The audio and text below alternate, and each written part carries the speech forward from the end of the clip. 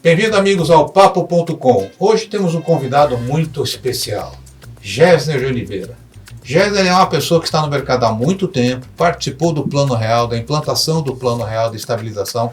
Foi a grande janela de oportunidade que o Brasil teve, que a gente acabou desperdiçando. Vamos falar um pouco sobre isso.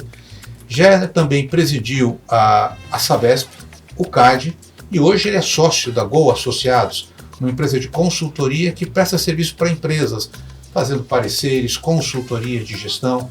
E a gente vai bater um papo sobre o atual cenário que a gente está vivendo, esse tarifaço que vai atingir o mundo inteiro, como é que os países vão se equacionar, e vamos falar de Brasil, das oportunidades de negócios e como é que a nossa vida vai ser afetada por esse rearranjo global. Bem-vindos ao Papo.com.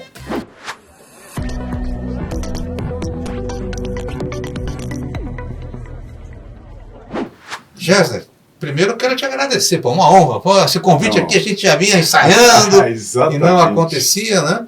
E a gente vai conversar aqui sobre o que está acontecendo no mundo, e tem muita coisa acontecendo lá fora, aqui dentro, né? Eu queria primeiro saber, como é que você está vendo o mundo hoje? Olha, em primeiro lugar, que prazer estar aqui, que prazer conversar com você, conversar no Papo.com. Esse podcast tão prestigioso, é uma satisfação enorme. E o mundo convulsionado, né? Eu acho que a gente está vivendo várias rupturas, a gente está vivendo um grande momento do ponto de vista da tecnologia, um grande momento do ponto de vista da inteligência artificial e, ao mesmo tempo, uma mudança muito grande do ponto de vista da ordem internacional que prevaleceu desde a Segunda Guerra. Essa ordem baseada em regras, na construção muito delicada, difícil do multilateralismo, uma construção que começou, na verdade, lá atrás, no final da chamada Grande Guerra do século passado, a Primeira Guerra, com a Liga das Nações, depois fracassou, aí veio a Segunda Guerra, aí se construiu um sistema multilateral que, na verdade, funcionou sempre com dificuldade. E em um mundo muito bipolar, né? De um lado a União Soviética, de outro lado os Estados Unidos.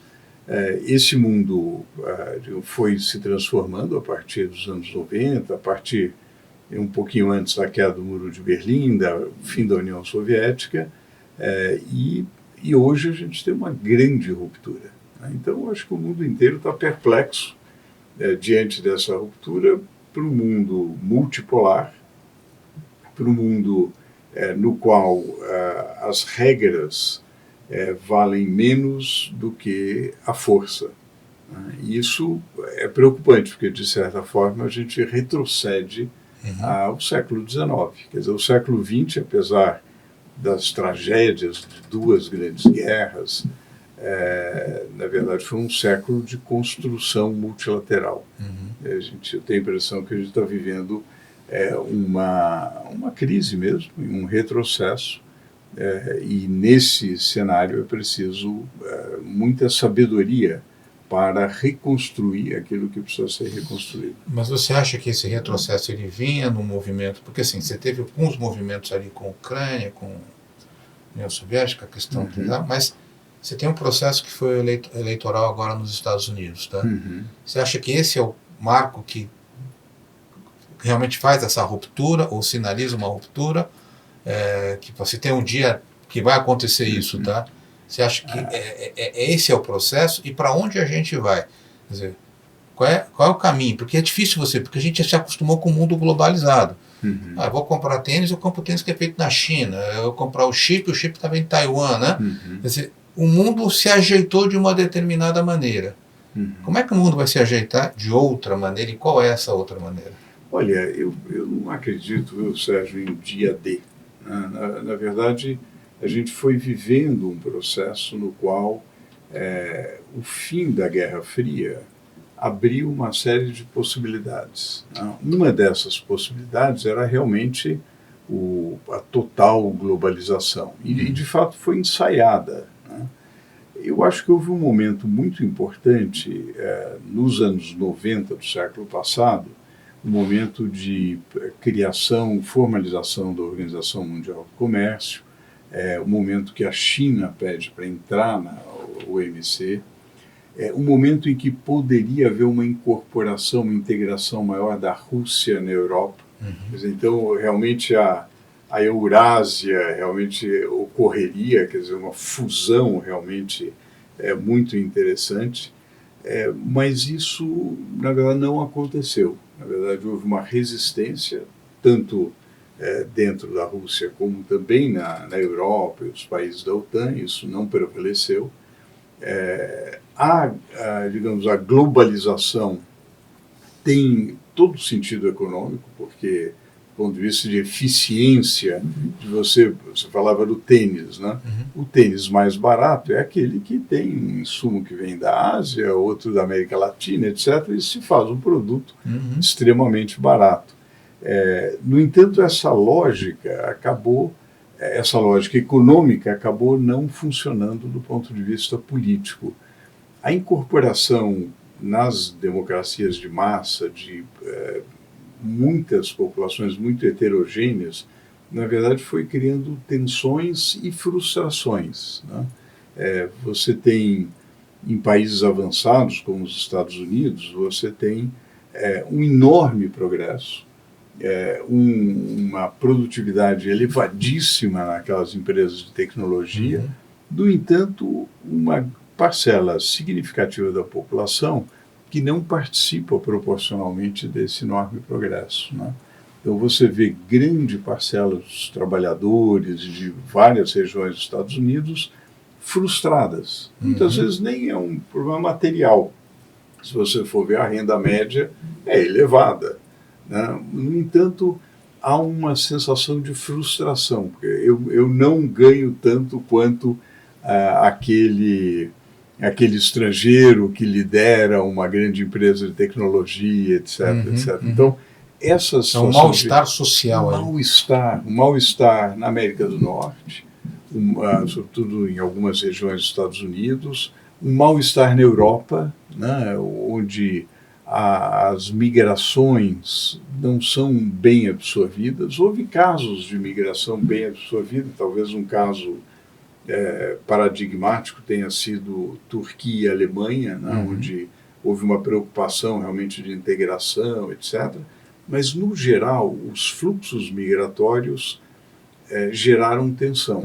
Esse é um processo que nós estamos falando já vem há 20 anos, 30 anos, esse processo, né? Exato. Então... Quer dizer, e uma espécie assim, de parcelas relevantes da população de países envolvidos dizendo, eu não reconheço o meu país, né? Eu quero voltar àquela coisa que, na verdade, não existe. É uma fantasia daquela França gaulesa, do Reino Unido tal qual ele era, da América Grande novamente. Quer dizer, são, na verdade, fantasias que revelam uma certa frustração com um progresso fenomenal, quer dizer, a gente nunca viu a produtividade aumentar tanto em determinados segmentos, mas sem uma contrapartida de aumento de bem-estar ou de felicidade. Então, mas você veja, é interessante, porque se você olhar, sei lá, as 10 maiores empresas do mundo, 9 são americanas. Não é isso? Quer dizer, a economia americana é grande. Sim, tá? extremamente dinâmica. Modelo, eu acho que talvez esteja esse mal-estar, esteja muito mais nessa questão da imigração, esteja muito mais a questão de outros valores, né, do que da própria economia americana. Né?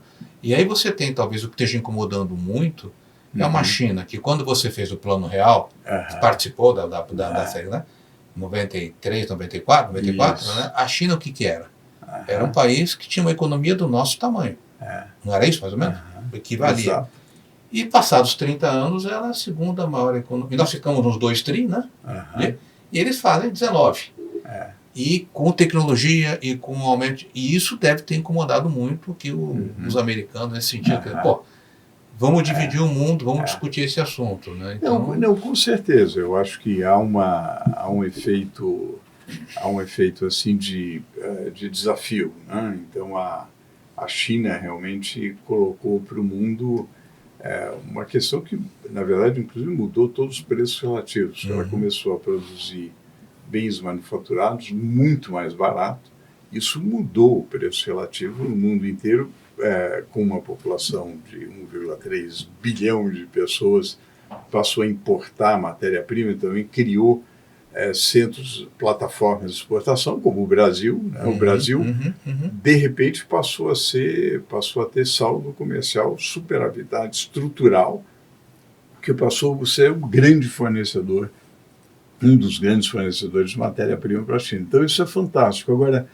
nos países desenvolvidos, aconteceu um fenômeno também de sensação de frustração com a ascensão social e com acesso ao conhecimento. Quer dizer, todos os sistemas escolares que eram muito bons, criados alguns do século XVIII, mas mais do século XIX, e nos Estados Unidos um sistema público muito forte que deu oportunidades, quer dizer, a América era a terra de oportunidades, ele deixou de ser tão igualitário. Não? Há focos de violência, há uma queda na qualidade de ensino. Então, o ensino privado começou a ser mais importante. Essa diferença entre o ensino privado e o ensino público explica muito da desigualdade social mesmo nos Estados Unidos e da frustração. Né? Quer dizer, eu moro no país mais avançado do mundo, porém... Agora, isso explica a eleição desse novo presidente, né? E aí ele vem com uma política de tarifar o mundo, tá? De maneira muito mais agressiva, aparentemente, do que ele fez no primeiro mandato. Né? Como é que isso, na sua visão de analista econômico, né, afeta tanto a nossa economia quanto as economias globais? Eu queria que você faça uma análise do que acontece com o mundo. Quer dizer, Canadá passa a comprar produto do Brasil, México volta a ser parceiro, vamos ter uma recessão global, não vamos ter uma recessão global, porque se a economia americana desaquece, consequentemente você desaquece. E aí, entrando um pouquinho depois no Brasil, então dividindo aqui esse papo em dois momentos, quer dizer, vindo um tarifaço na medida em que ele vem, de alguma maneira vai acontecer, o que acontece com esse equilíbrio global e o Brasil nesse cenário? Legal, Sérgio. Se você me permitir, até eu vou comentar um pouquinho antes o que explica também os resultados das últimas eleições, né? Que eu acho que também é uma falta de agenda para esse novo mundo, por parte de vários dos partidos políticos que lideraram, partidos de centro-esquerda ou centro-direita que lideraram grande parte do pós-guerra. Na verdade, falta uma agenda, porque as pessoas não se sentem representadas nos sistemas políticos. Né? Quer dizer, então é muito fácil você fazer a caricatura aqueles políticos corruptos que não ligam para você, e de fato a vida política descolou da vida do cidadão. Né? E também a pauta identitária também descolou da realidade do cidadão. Quer dizer, aquilo que era uma coisa assim de direitos civis para todos, igualdade para todos, etc., ficou muito fragmentado. Né? E assim, uma coisa assim, este grupo tem esses direitos, aquele grupo, aquele direito. Então ficou extremamente fragmentado, o que dá margem para se vem alguém dizendo, olha, isso tudo é uma loucura, acaba com tudo, etc., isso reforça o populismo mais à direita ou mais populismo mais à direita que, na verdade, ocupa um espaço pela essa ausência de uma agenda para o novo mundo. Em particular, na parte dos fluxos migratórios, a migração de populações humanas, de populações no mundo, sempre gerou tensão. Né? Sempre gerou tensão. Agora, como somos 8 bilhões e os fluxos migratórios aumentaram muito, gera mais tensão ainda. Né? E a desigualdade no mundo é muito grande, então gera uma enorme tensão. E o centro político nunca foi capaz de encarar a situação. Quer dizer, quando eu faço vista grossa para um fluxo migratório desordenado, Eu estou fazendo vista grossa um problema real, quer dizer, eu tenho que pôr regras, né? E houve muita negligência em relação a isso, faltou uma proposta para isso. Bom, digamos, como chegamos aqui? A sua pergunta é muito boa. Bom, e o que vai acontecer? A previsão, quer dizer, a previsão é que uma elevação de tarifas, como a gente está observando, inevitavelmente aumentam os custos de produção, aumentam os preços, obriga os bancos centrais a terem juros mais altos e desaquece a economia mundial. É inevitável isso. Isso é dado, você acha? Isso me parece dado. Pode acontecer um processo digamos, de negociação estratégica na qual, eventualmente, os Estados Unidos falam assim, não, nós vamos aumentar a tarifa, a não ser que, e aí você abre uma negociação, você coloca 3 bodes na sala e fala assim, bom, agora vamos negociar. E aí, eventualmente, não necessariamente você chega a uma situação com tarifa mais alta, mas é muito provável que a gente volte, porque o mundo, no início do século XXI, era um mundo com uma média tarifária baixa, pelo menos nos países desenvolvidos. A gente está voltando ao pré-Segunda Guerra. Mas o Brasil sempre teve tarifas mais altas, não? O Brasil teve, se bem que quando você olha a tarifa efetiva, se você leva em consideração os acordos preferenciais, os acordos de comércio, etc., a tarifa do Brasil não é tão alta assim, mas ela fica em 2 dígitos. Ela fica, apesar das reformas tarifárias, ela tem categorias mais altas.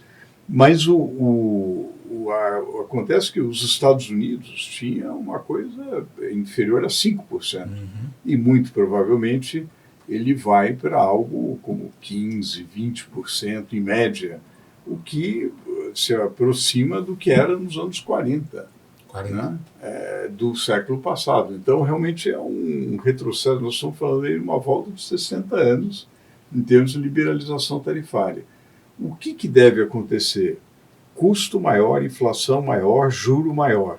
Agora, também novas oportunidades, porque com os custos de alguns segmentos nos Estados Unidos mais altos, como países emergentes como o Brasil competem também com os Estados Unidos, o agro brasileiro... Vai nadar de braçada. Nada de braçada, porque o agro americano teve os insumos elevados. Né? Isso, na verdade, abre boas possibilidades para o Brasil. E também, eu acredito que, no médio prazo, mude muito a decisão de investimento. E a gente está vivendo essas rupturas de uma maneira muito mais frequente. Nós tivemos a pandemia, que gerou, e logo depois a eclosão da guerra da Ucrânia no Oriente Médio, que gerou aquela coisa, eu quero uma coisa próxima do meu país, eu não posso depender da China, não posso depender de algo que está na Índia, eu quero algo próximo. Globalização peronomútil. Exatamente, quer dizer, eu trago a minha cadeia de suprimento próxima dos meus sites estratégicos. Isso já foi uma grande mudança. Agora tem uma mudança assim, não só eu quero produzir mais, eu quero internalizar mais, mas como eu preciso diversificar os meus mercados. O México, que depende em 75% das suas vendas para os Estados Unidos, não dá para ficar assim. E o Brasil tem, na verdade, essa vantagem que o Brasil já é um global trader. Né? Quando você passa assim, no Palácio de Itamaraty, você vê uma homenagem aos 5 continentes. Né? E quando você olha a pauta de exportação brasileira, ela realmente é bastante diversificada, o que é muito bom. Mas você acha que o diferencial nosso vai ser o agronegócio? O agronegócio é um grande diferencial, e eu chamaria atenção para aquilo que é conhecido para o nosso potencial de energia limpa.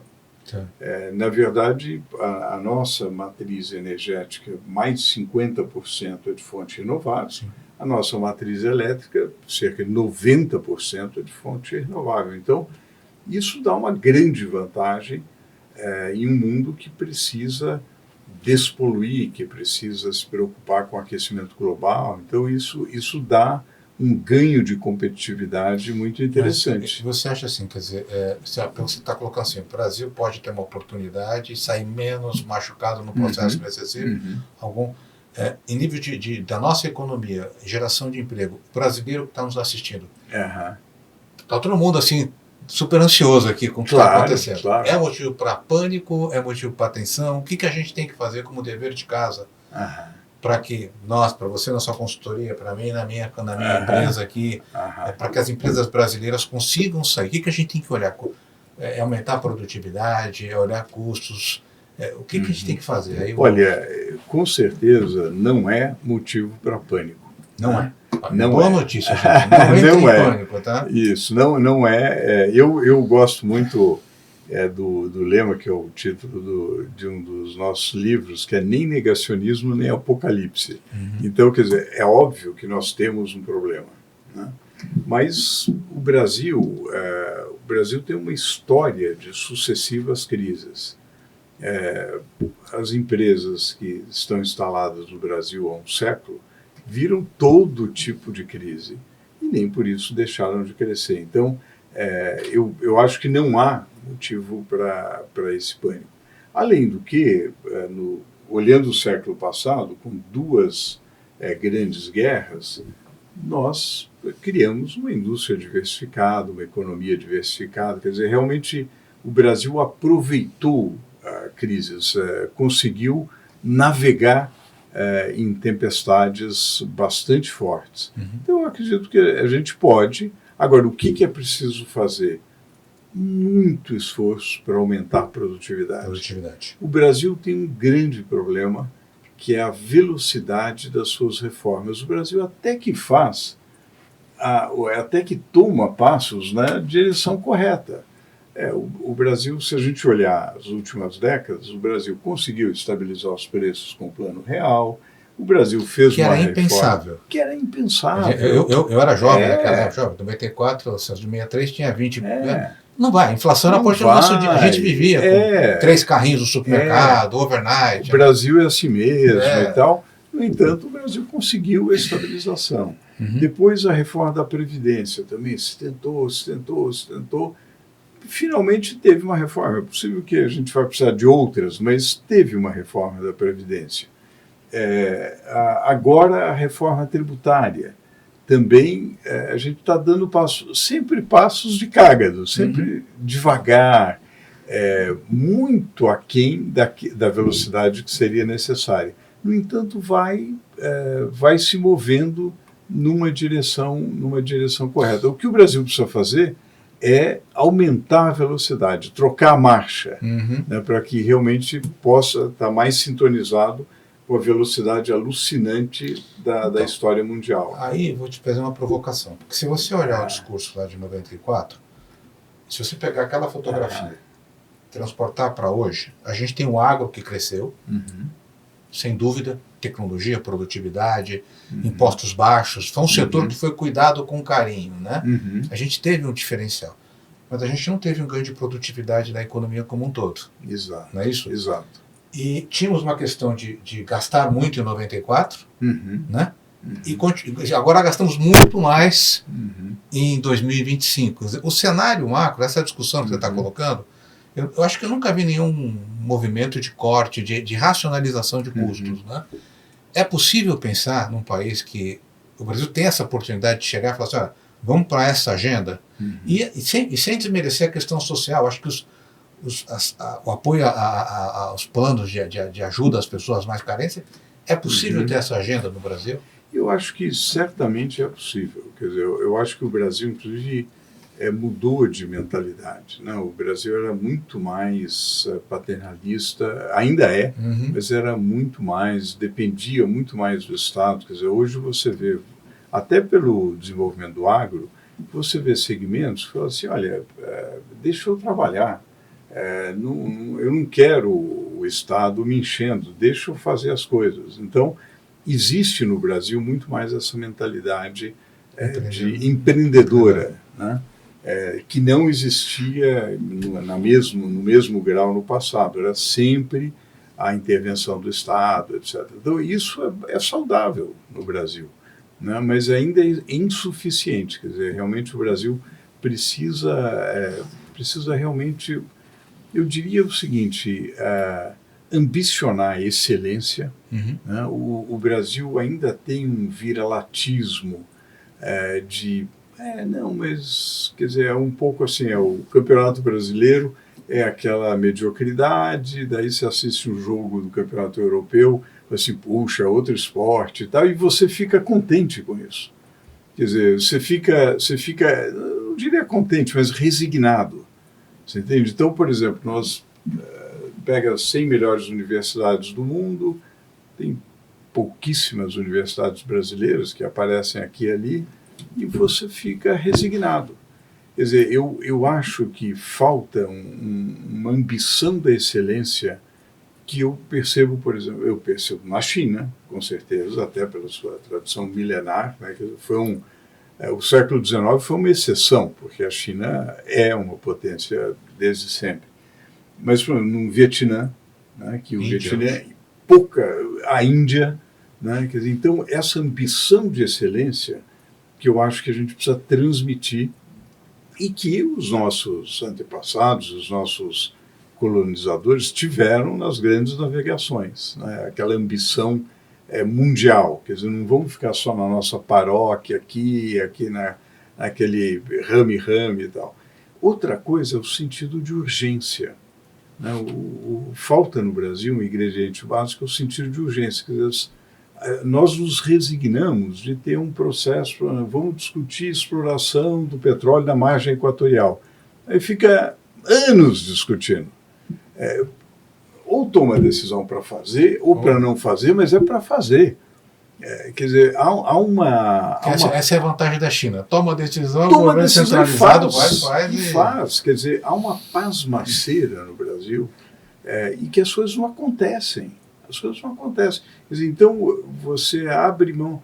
e é importante você começar a ter essa ambição e começar a ter... Não, nós queremos ser os melhores na tecnologia, nós queremos ser os melhores. O nosso ensino está medíocre, então vamos dar um salto.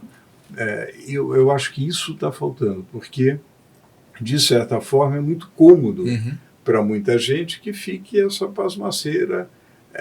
O Estado mantendo, quer dizer, é aquela história. E o Estado pesado, está mantendo, tem gente jovem sendo... Eu sempre falo assim, essa questão... Nós temos que apoiar quem precisa, né? Mas temos que dar o caminho de saída para eles. Claro, Acho que é sempre um pouco essa visão. Né? Claro. Agora, deixa eu te perguntar uma coisa. Lá na Gol, como é que vocês estão vendo o mercado hoje, cara? Porque que tipo de preocupação as empresas estão trazendo para vocês? Porque assim, eu vejo assim, tem negócio acontecendo no Brasil, ou esse espírito de perdedor... Porque outro dia eu estive em Maringá, cara, e eu fiquei impressionado. Impressionante. Eu fiquei impressionado. Eu cheguei em Maringá e falei assim, pô, bacana, tal, centena, mas que baita cidade. E que planejamento de longo prazo. Pô, você vê a cidade, emprego, fartura. O Brasil funciona. Pô, mas por que... Será que isso é uma síndrome de São Paulo, de Rio, das grandes capitais que tem essa onda de pessimismo? Porque fiquei realmente impressionado, cara. Eu acho que tem um viés pessimista que atrapalha, né?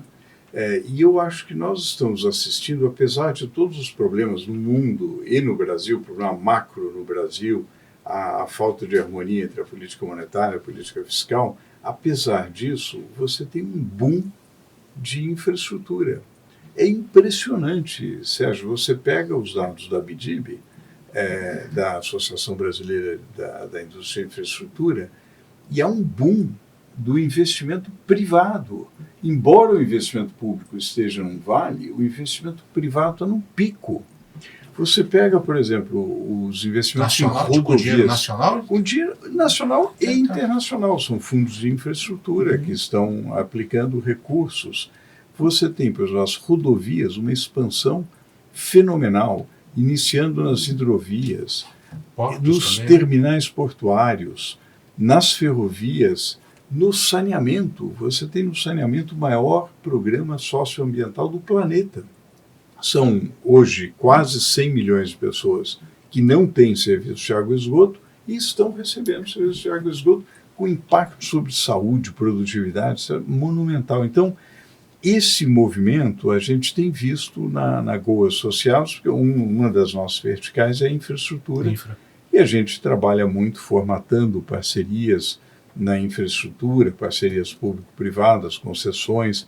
Também quando você tem um contrato de concessão, você tem um contrato, é um casamento, né, por 20, 30, 40, 50 anos. Então tem toda a gestão desse contrato, os reequilíbrios contratuais. Vocês desenham essa parceria? É isso? Como é que funciona? A gente desenha a parceria. Então, dá um exemplo.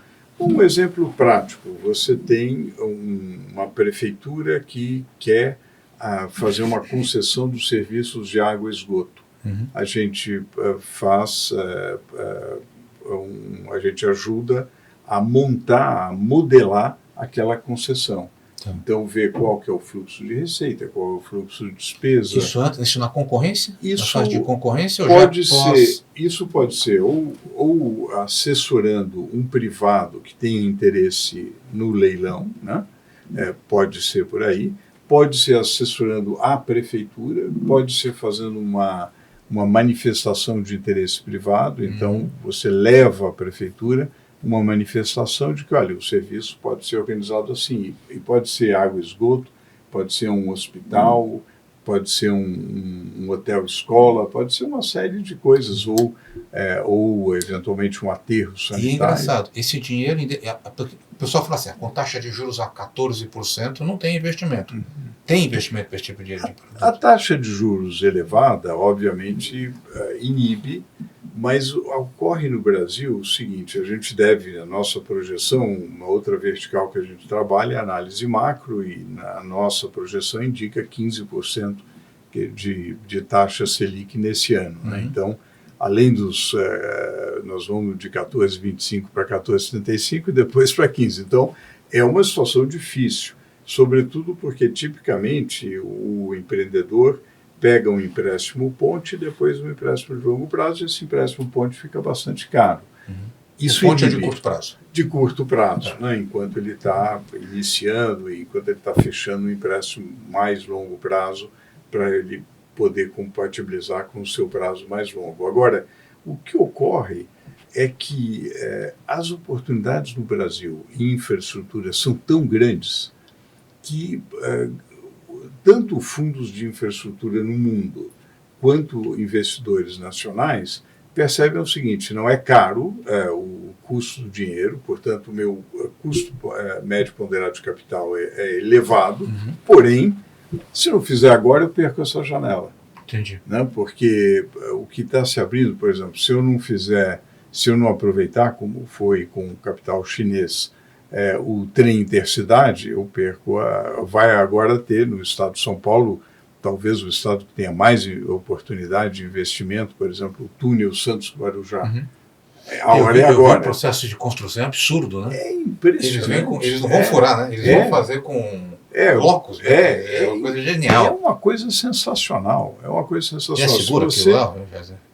Bom, aí é outro... Porque túnel para mim tem que furar, rapaz. Tem que ir lá por baixo fazer o furo, né? Pois é. Não, é uma coisa sensacional. Você pega o túnel Santos-Guarujá, o trem intercidade e o novo plano de investimento da Sabesp desestatizada, com acionista de referência, com grande participação privada, a soma disso é impressionante. E isso está acontecendo no Paraná, está acontecendo em Santa Catarina, está acontecendo também em estados do norte. Você pega mais de 18 bilhões de reais, por exemplo, em saneamento, a parceria público-privada no Pará, no Piauí, agora os estudos de modelagem em Rondônia. No saneamento está ocorrendo uma revolução. Aliás, é uma revolução silenciosa, Sérgio, que a Faria Lima ainda não captou. Porque, de fato, está acontecendo. Agora, é curioso. Com o potencial de você investir em saneamento. Porque isso é o que você meio fala, claro. Né? É o tipo de investimento eterno, né? Não, é um investimento com uma receita estável, né? Você sempre vai demandar água, no fundo é o ciclo da água. Uma receita estável, oportunidades de inovação fenomenais, porque agora você, com o novo marco de saneamento, você está entrando para comunidades que não faziam parte dos contratos, para áreas rurais remotas que também não faziam parte, tem uma falta de cobertura brutal, e isso exige inovação. Então você também vai ter inovação com estações compactas que vão atender e tem um impacto sobre saúde e produtividade. Para aqueles que nos acompanham terem uma ideia, a reforma da Previdência estima-se que deu um ganho em termos de benefícios da ordem de R$1 trilhão de reais. Os benefícios associados à universalização do serviço de água e esgoto dá 1,4 trilhão. Quer dizer, é uma brutalidade. Quase o PIB, né? Não é quase 70% claro, do PIB. Né? E alguém pode perguntar, bom, mas de onde vem tantos benefícios? É simples. Você primeiro aumenta brutalmente a produtividade, porque o absenteísmo cai. O absenteísmo cai porque as internações e licenças médicas caem brutalmente. Porque grande parte são coisas prosaicas que já deveriam ser superadas, como diarreia, etc. Mas sem falar da dengue, das doenças por inseto vetor. E aí você tem um grande impacto. Né? Então, o que eu quero dizer é o seguinte... Por que essa agenda não está pública? Essa agenda, vergonha? Quer dizer, porque essa é uma agenda de Estado, não é uma agenda de governo. De Estado, né? Exato. Quer dizer, eu acho que a tendência quando a gente fala, como é que vai ficar o Brasil nessa situação mundial? Eu digo que o Brasil tem que atacar essas questões. E, de novo, com sentido de urgência. Falar, não abrir mão do cronograma. O que falta? Vamos esquecer impostos. Acho que todo empresário quer isenção de imposto. O imposto está dado, é isso? Quer dizer, eu acho que certamente... Marco regulatório?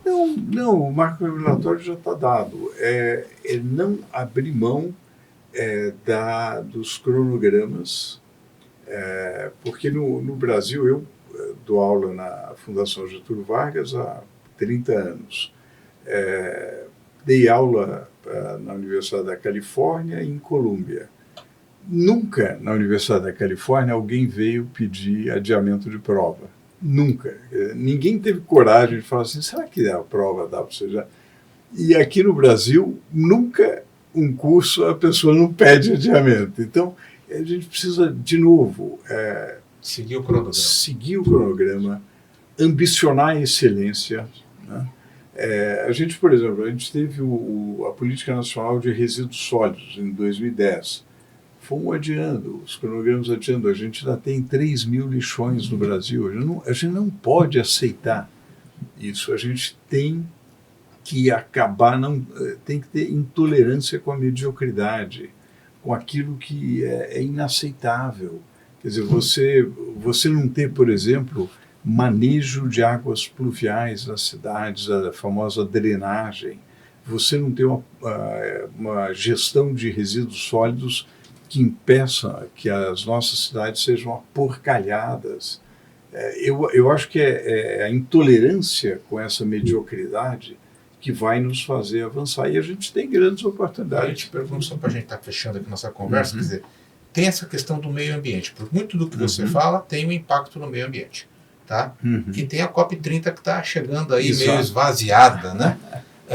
Essa questão do meio ambiente, ela é uma questão importante, né? Mas que os Estados Unidos falam assim, estou me lixando para essa questão, vou cuidar do meu terreiro. Como é que você vê essa questão do meio ambiente, vis-a-vis o que está acontecendo, essa conversa de saneamento, né? E a COP, tá? Como é que... Olha, eu acho que a COP30 será importante. Ela já está orientando grande parte do setor privado. O fato é óbvio que seria melhor que o principal convidado, que são os Estados Unidos, e a principal economia do mundo, cerca de 20% do PIB mundial, já foi 50%, agora é 20%, mas 20% é o máximo, então é a maior economia. É claro que seria mais importante se os Estados Unidos estivessem participando, mas continua importante, porque eu acredito que essa agenda da sustentabilidade vai continuar.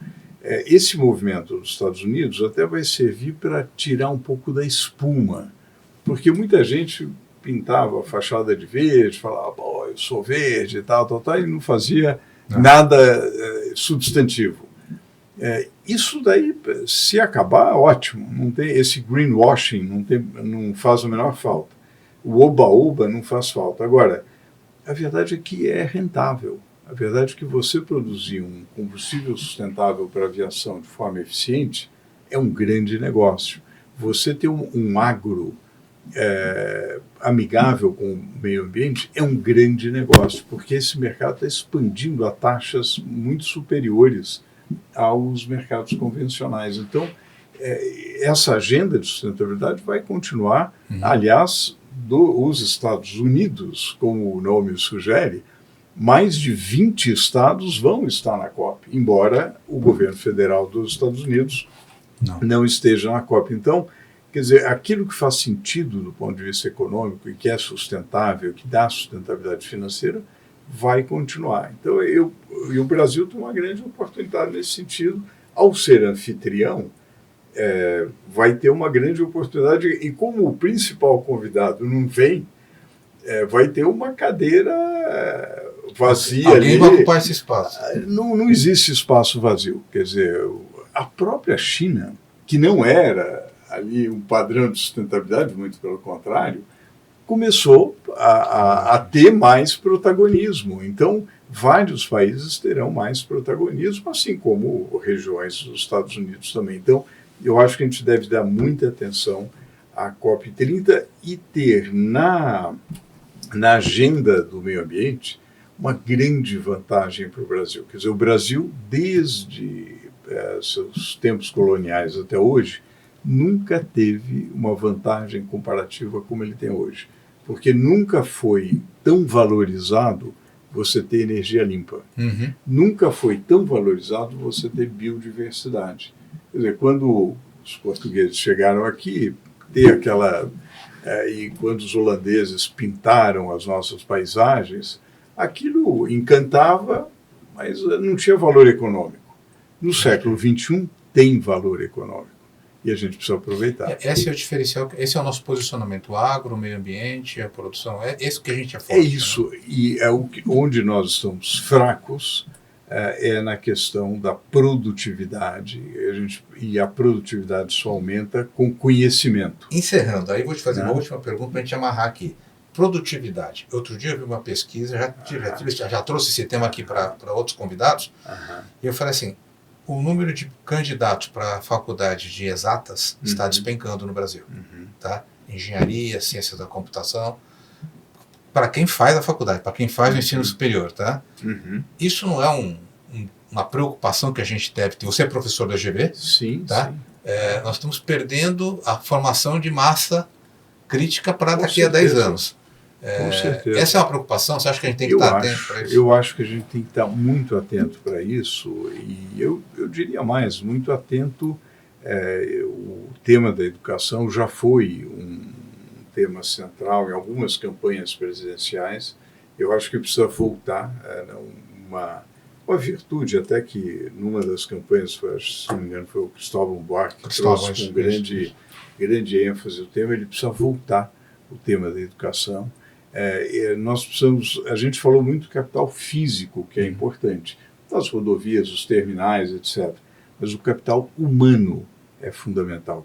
Quando a gente pensa programas sociais, a gente tem que pensar na vara para pescar, a gente tem que pensar em dar oportunidade, pensar em capacitação. Quer dizer, esse me parece o caminho básico, e que, evidentemente, as pessoas vão escolher as suas profissões, sobretudo no mundo do trabalho em revolução, e vão escolher aquelas certamente ligadas à tecnologia, quando quiserem, obviamente que vai dar muita oportunidade. O Brasil tem uma capacidade de adotar tecnologia, de ser dinâmico, a população é muito aberta ao uso de tecnologia, isso é muito positivo. Muito criativo. É muito criativa. Agora, faltam os elementos básicos. Acho que a CGSU tem que fazer a coisa acontecer.